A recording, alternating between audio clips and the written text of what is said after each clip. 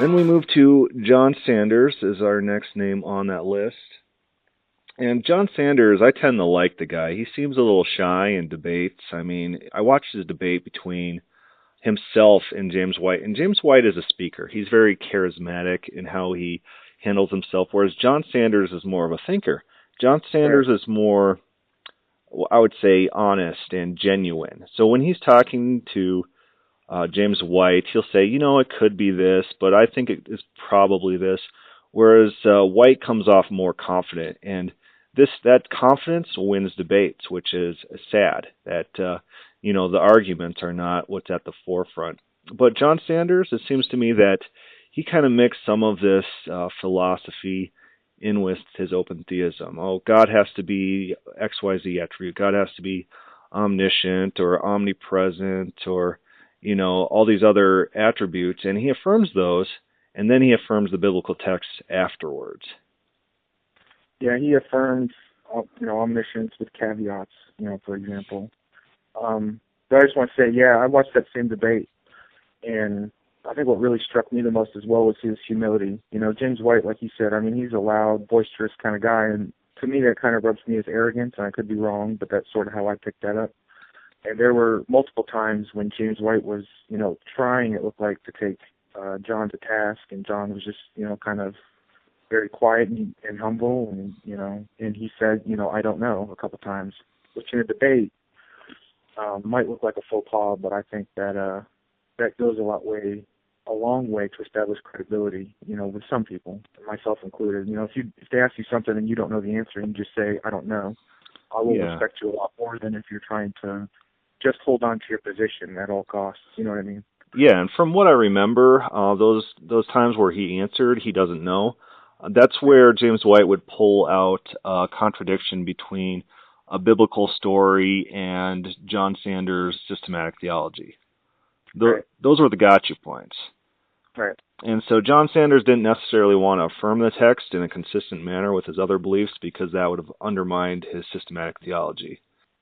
Oh, so he was kind of just saying, I don't know, because he didn't want to answer the question? Or? Not that he couldn't answer the question, but that the question represented an actual contradiction that he would have to answer in some manner.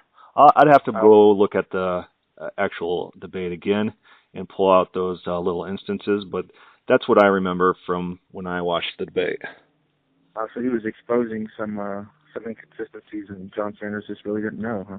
Yeah. Right. So Sanders, I need to read more of his works. I do like him as an author. I like him as a person. I've never met the guy, but I hear he lives in Minnesota.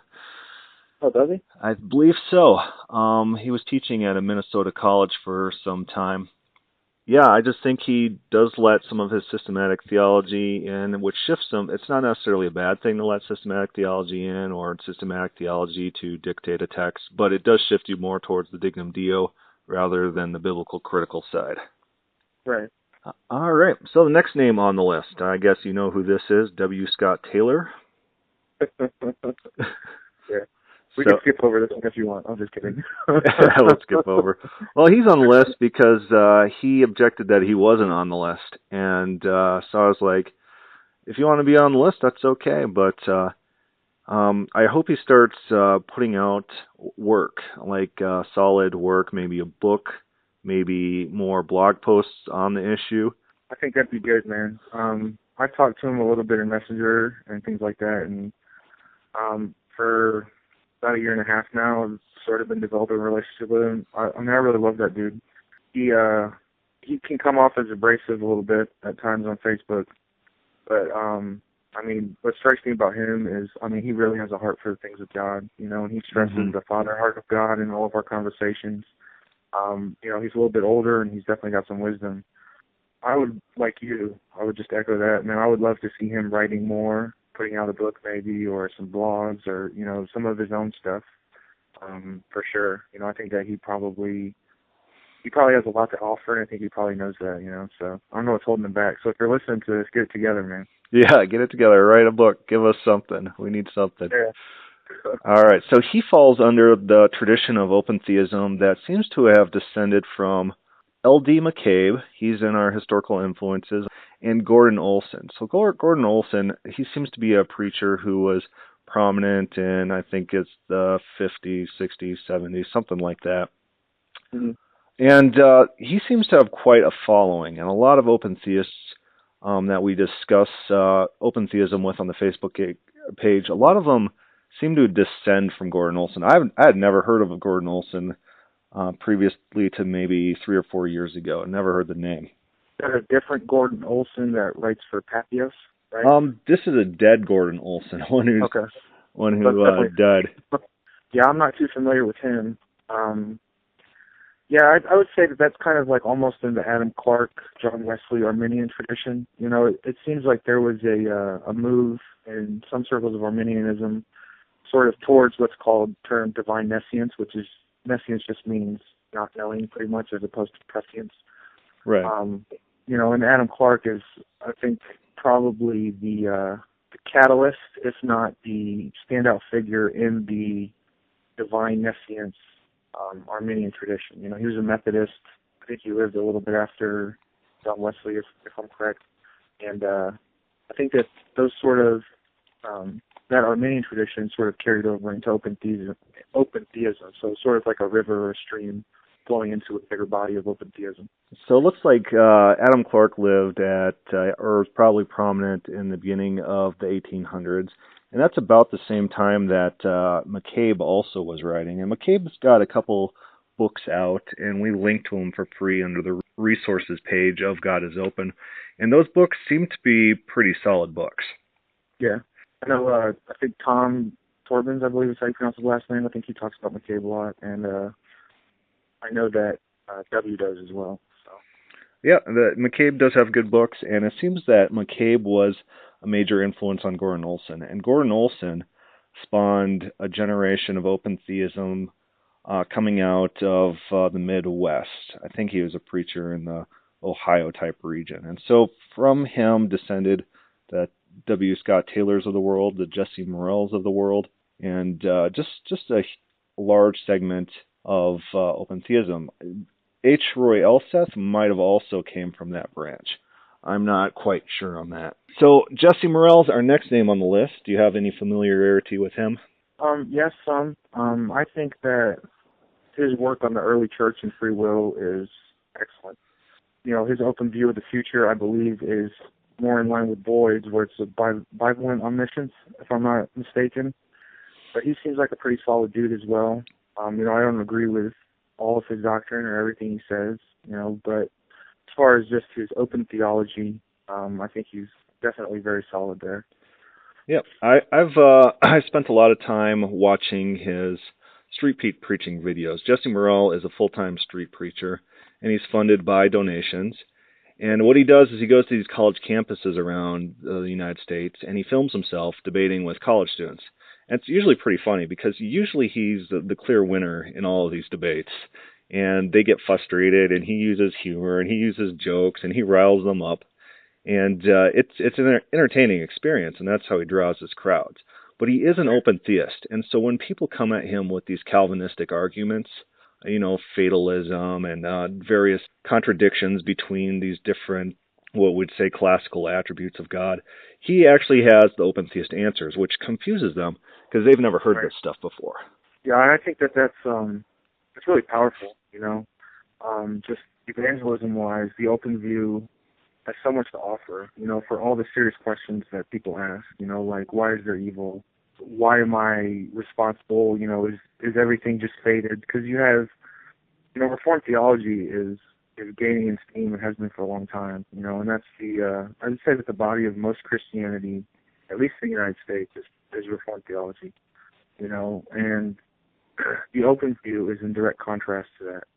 And beneficially for us, you know, we also have the scriptures on our side. So I think that it's great when you have someone like Jesse Morell, who's out there vocally on college campuses with the young people, you know, vocally giving them an option that's grounded in biblical truth that they're just not heard.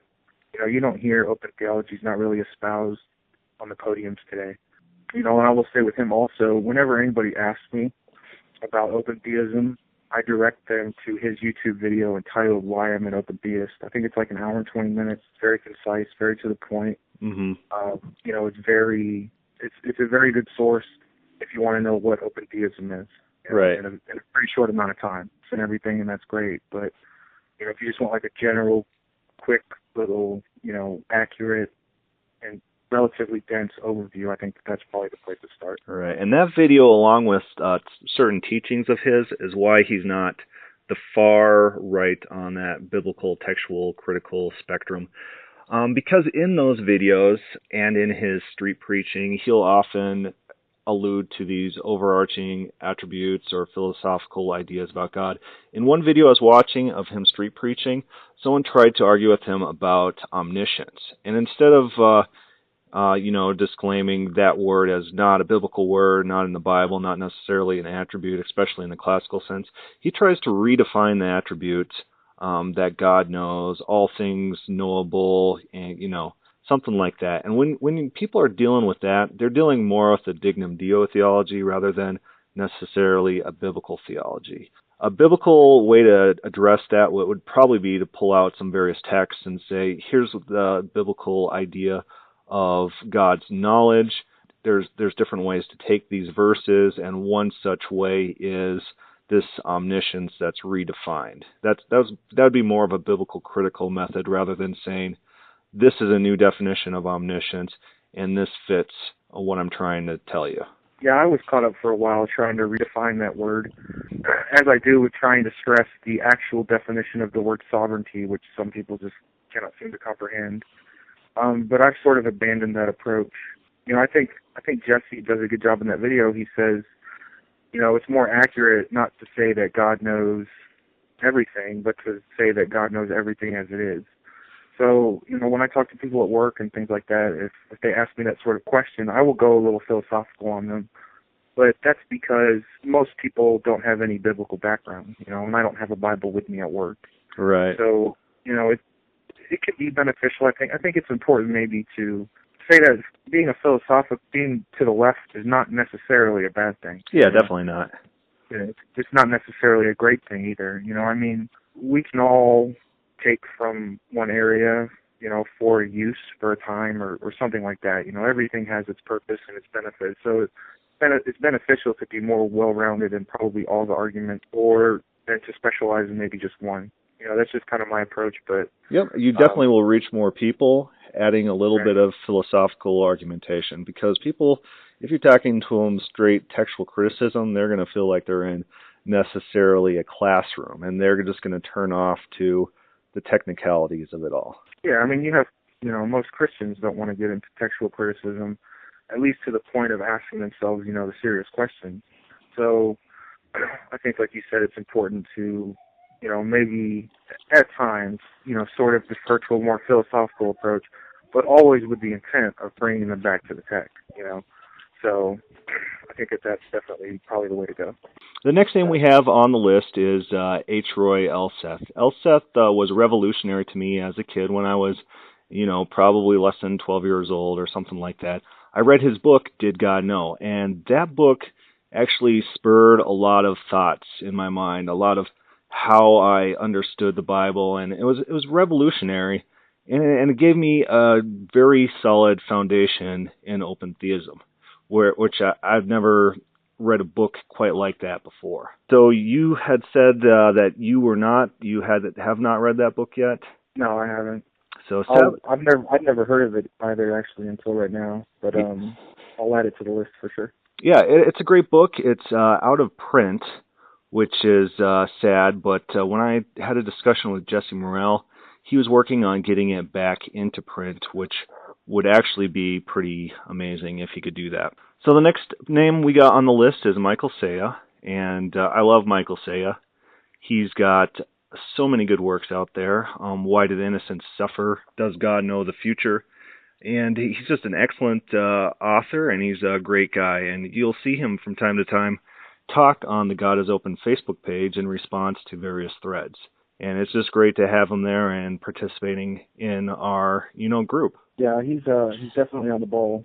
I've not read any of his works. Again, I have probably, I don't know, 100 books on my Amazon wish list, and there's a couple of works by him on there. But every time that I've, read anything that he had to say on the Facebook page, or I think I dialogued with him maybe once or twice about something, he seems, pretty genuine, pretty nice, and pretty well-rounded as well. Yeah, the reason why he's to the left of, I would say, Bob Enyart is in his book, Does God Know the Future? Michael Saya, he's almost all the way to the right on the biblical spectrum, but I didn't put him all the way flush to the right. Because, like, in his book, he starts with the arguments about who God is and talks about these philosophical concepts, and those are his opening arguments. He does really good with the text, with the rest of the book. He goes through the text in detail, talking about what the text means and, what we can get from the text. But his opening argument seemed to me more of a Dignum Deo type argument, setting up some sort of systematic theology by which the rest of the text is interpreted. Yeah, you kind of see that also in Why Do the Innocent Suffer, where he talks about the problem of evil in the world. And the problem of evil in the world, he kind of reinterprets in this light of God is omniscient and God is omnipresent and God is omnipotent, which aren't necessarily characteristics of the Bible, not in the Greek classical sense. But then he wonders, what causes evil? And his solution to some of them, like in Job, when he writes about Job, the person who's doing the evil, that's Satan. And that evil can be attributed to Satan. Whereas a lot of textual critical scholars, they say that Satan in that text is an agent of God, which he doesn't necessarily discuss in his text. I don't know if he was familiar with that position when he wrote that text. But there are other texts in the Bible in which Satan is acting in some sort of capacity for God. You take the instance when David is numbering the people. You take God confronting the false prophet Balaam. And in those texts, Satan is working for God. He's an agent in God's court. This is not to be confused with the New Testament concept of the devil. If you read works by Michael Heisner, he talks about how Satan developed from an adversarial court member in God's court into a personification of anyone who poses God. And he says that's how the devil in the New Testament took on the name Satan. That just blew my mind a little bit. Yeah, I think too. You have the lying spirit going to see Ahab. I'm curious though. So he sort of, with the problem of evil, he sort of just disavows God from any responsibility because God is not the one actually committing or inciting any of it. Yeah. So in the case of Job, pawn responsibility off on an agent. Right, and in the case of Job, what's God doing? According to Michael Saya in his book, Why Do the Innocent Suffer? It's because God's in this heavenly court with all the angels, and Satan's challenging his authority. And so God is allowing this test to happen to put Satan in his place, to embarrass him in front of the other angels that are present, who are wondering who's going to win necessarily this bet. And so, well, Michael Saya wouldn't use the word bet, or he wouldn't use the word wager, but that whole heavenly scene is a power play between Satan and God, and this is in his Why Do the Innocent Suffer, which is a great book, and I suggest everyone read it at least once. It's good, it's insightful, and he does care about the text very seriously, and he does present a probable and plausible explanation of the Job text. Okay. So next on the list is Bob Enyart, and I might have some personal bias because Bob Enyart is a friend of mine. And if we look down under our historical influences, we have Bob Hill. Now, Bob Hill he converted to open theism through reading the works of William Beeterwolf. William Beeterwolf wrote a book on prayer, and in that he challenges the traditional notions of omniscience. And Bob Hill read this book, and he started thinking about it. And Bob Hill is a biblical scholar. He's a Greek scholar. He's got a lot of writings out there that aren't necessarily published on the internet anymore, but I do have digital copies of all of them through a friend. But Bob Hill, he was a friend of my dad's, and I went to his house as a kid, and I always jumped on his trampoline and got stung by bees, which had a nest under there, that sort of thing. So I kind of fall under the same historical progression as Bob Enyart, Whereas Bob Hill, he not only trained Bob Enyart, but Bob Hill trained my dad in Greek lessons. The funny story there is my dad moved to Colorado, and he went to this biblical bookstore. And he asked the lady at the counter, he's like, "Hey, I'm looking for Greek lessons." And she's like, "Well, my dad teaches Greek." And he's like, "Well, how much does that cost?" And she's like, "Well, it's free." And he's like, "That's my price." Right. Yeah, so my dad came from this Calvinist background, and it wasn't until Bob Hill and many angry debates later that he became an open theist. And it's through this tradition of the Bob Hill Denver Bible Church or Derby Bible Church or Grace Family Fellowship tradition that's coming through Colorado. Yeah, I like Bob's place on the chart. I mean, you could move him further right if you wanted to, as far as I'm concerned. As long as we're only, like I said, discussing his open view. He is a hyper-dispensationalist, which I am not, but I think it's important, not to take that into account as we discuss. But, he is fully committed, as far as I can tell, to the text itself. His philosophical arguments, for example, in the James White debate, I can't really recall one, to be honest with you, off the top of my head. Well, he was trying to get James White on James White's idea of the hypostatic union, which is not necessarily a biblical point, but kind of, a philosophy that people kind of built on top of the New Testament text about Jesus. Yeah, okay. Yeah, he was sort of taking him to task on the one nature, two natures, and how that didn't constitute changing the Godhead. I think to the point where R.C. Sproul the next day had to come out and make a statement to the effect that James White didn't really mean what he just said. And James White said, "Yeah, I never said that." So, yeah. I don't know. But other than that, yeah, now that you bring that to memory, he's fully committed to the text as far as I can tell. Right. My one criticism of him is sometimes he'll use inerrancy in conjunction with a systematic theology idea to kind of review a text.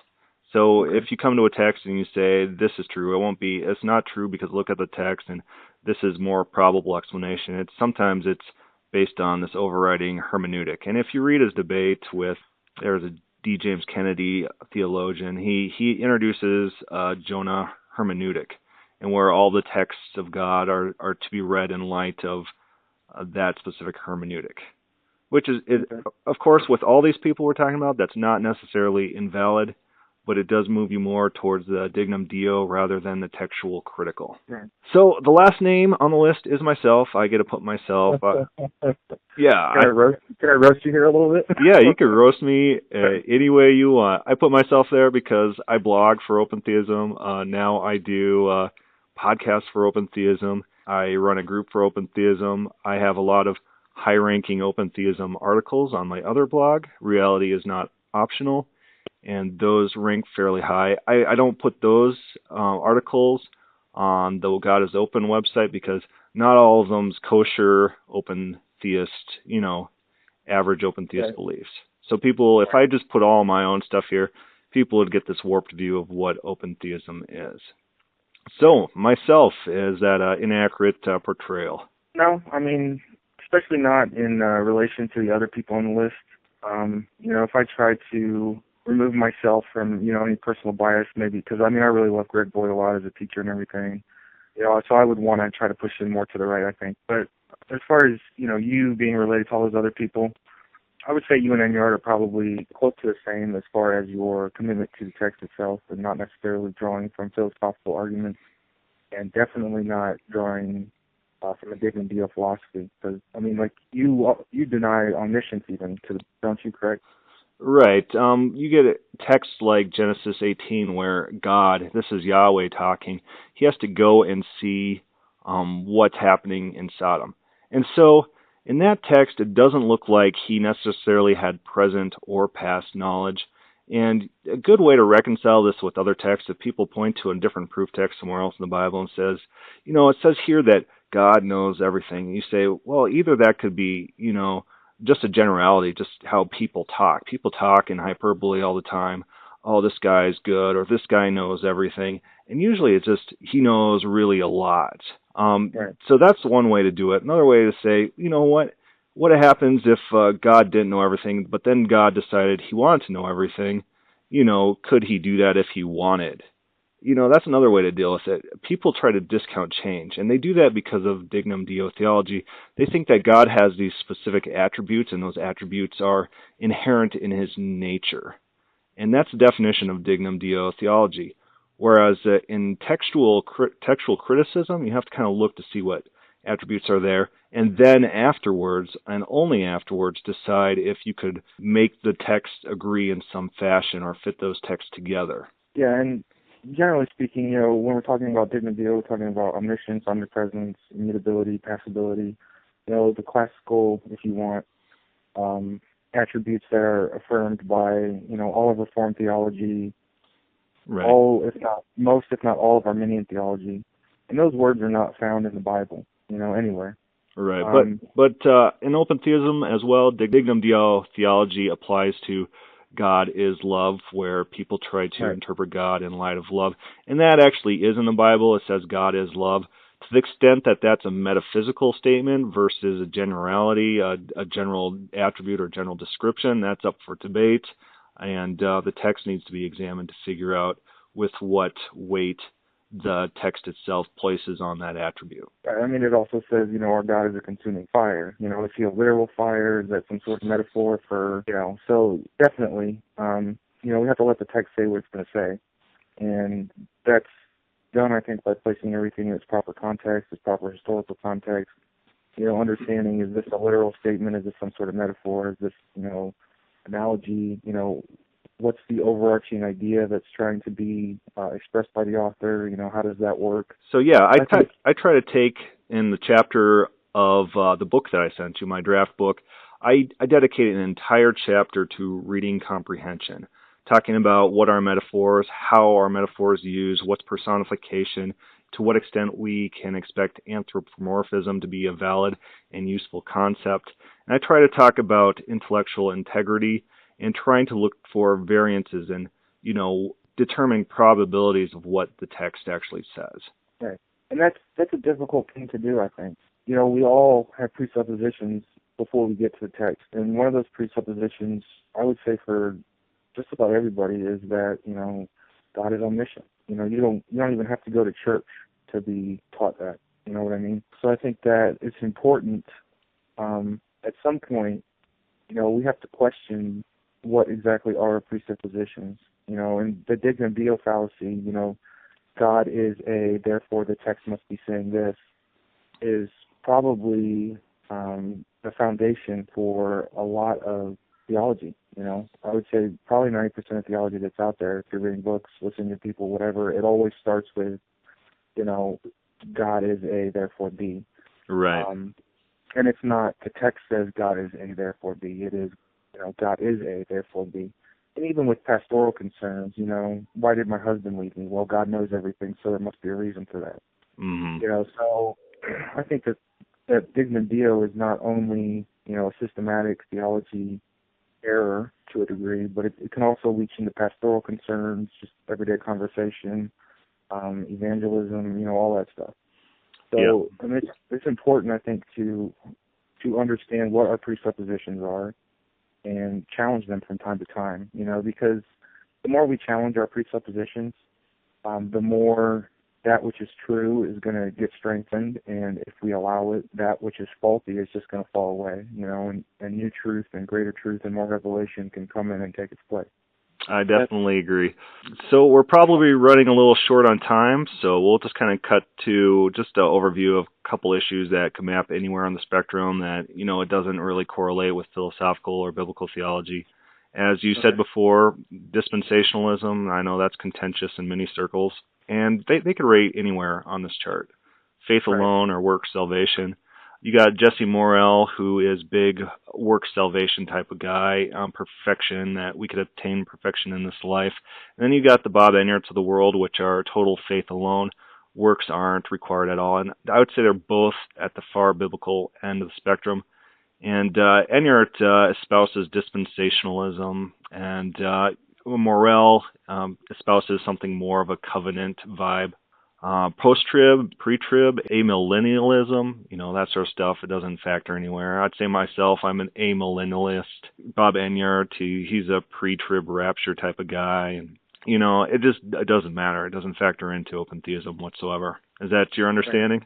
Yeah, for sure. I don't know that, pre-mill, post-mill, amillennial, pre-trib, post-trib, pre-wrath, rapture. I don't know that any of that stuff maps anywhere on any spectrum other than an eschatology chart, to be honest with you. The last thing I put is left and right-wing politics. The biblical open theists, they tend to be right-wing politics, less government types, but that's not necessarily the case. Yeah, that might also be just part of being a rational human being, though. Right. Sure. Yeah, libertarians. I know Greg Boyd, self-expressed anarchist, a self-defined anarchist, which he basically says that God is our king and government shouldn't be necessarily involved and we could live in an anarchist state. And he ranks pretty much towards the middle of the spectrum. Yeah, I would say that, yeah, that's probably about right, as far as the spectrum goes. Unless I don't know, Christian anarchy might be way right.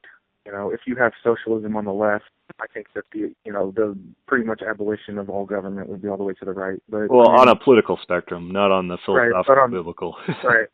But on the chart that we're talking about, yeah, for sure, definitely in the middle. That could go either way, really. Yeah, it doesn't map anywhere. I think that atonement views too, without any bias towards, penal substitutionary atonement, which I kind of can't stand. Those could probably map anywhere on the spectrum as well, I would think. Right.